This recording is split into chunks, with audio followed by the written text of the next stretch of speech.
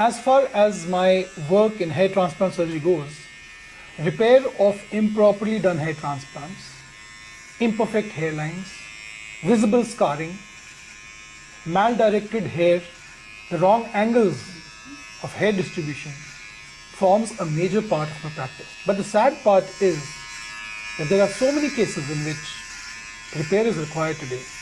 A repair is a repair. A repair will never be able to set back your losses or mitigate your suffering over several years since the time of your first imperfect hair transplant. The first hair transplant, if done wrong, unless it is in a very small area, can never be compared to a hair transplant done well in the first instance. I have done several such cases of unnatural looking hairlines, hair transplant corrections, repairs, whatever you may like to call it. The link to the videos that I have made till now are there in the description box below. You can refer to them. So today I will show you the patient who came to me yesterday. An imperfect hairline. The temples were restored in such an unnatural way. A very amateurish hair transplant was done. Temporal angles, which should be angulated or M-shaped, appear so rounded that it gives a feminine look. The patient has been hiding his hairline for the last few years, and it has had a great toll on his psyche. And these are the years when he should be studying, he should be making a career for himself. And he's all the time perturbed about his hairline. He's so preoccupied with his hairline that he cannot concentrate on anything else. So that is the toll that an improperly done hair transplant can take on you. So in this patient, what we did was we removed the grafts which were improperly placed one by one. What we need to note here is that during a procedure, during a process of removal of grafts, it is not possible to remove all the grafts. About 30% grafts will need to be removed at a later date after 6 months. Why? Because 20% of the grafts are in the resting phase or the telogen phase. And there are grafts which cannot be removed because to remove them, the punch holes will come too close to each other. And this will cause confluent scarring. And confluent scarring can lead to visible scarring, visible patchiness, and over the face, this could be horrendous. Something that nobody wants. After all, we're doing an aesthetic procedure. In that case, a laser ablation would be a much more preferred mode of correction than an excision through FUE harvesting. And thirdly, the hair are not virgin hair. They are tortuous under the skin. It is only virgin hair that is straight and amenable to the blind process of FUE harvest. Because we do not know the direction, we can only guess the direction by the emergent angle of the hair outside the skin. We do not know in such cases where grafts have already been placed and we now have this task of removing them, we do not know the tortuosity under the skin. So the transaction rate is high.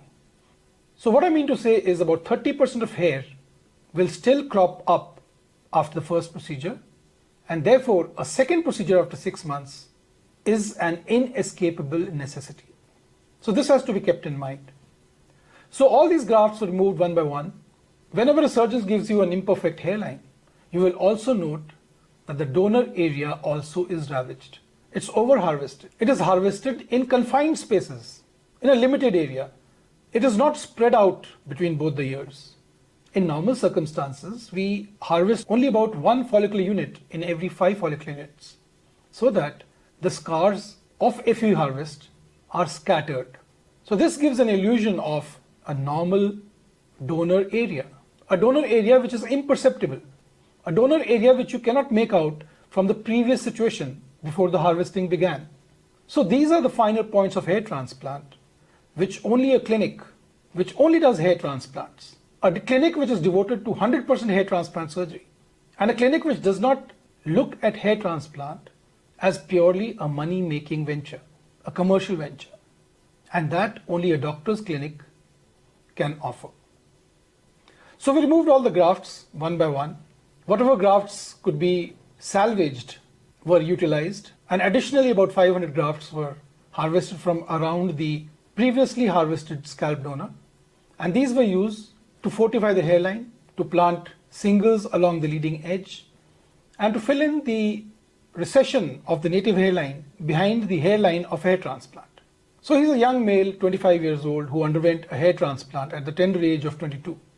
He was counseled about the need to prevent further progression of hair loss due to the progression of baldness to which he has relented, and he will be on oral finasteride for some years now. His total testosterone level is normal, and therefore there is minimal fear of his landing up with side effects of finasteride. So this is his condition, and we hope to keep following him up, and then we will take him up after 6 months for a second procedure in which we will further refine the hairline, removing the grafts which show up, the grafts which were in resting phase, the grafts which were not extracted, and the grafts which were transected and grew up in these 6 months.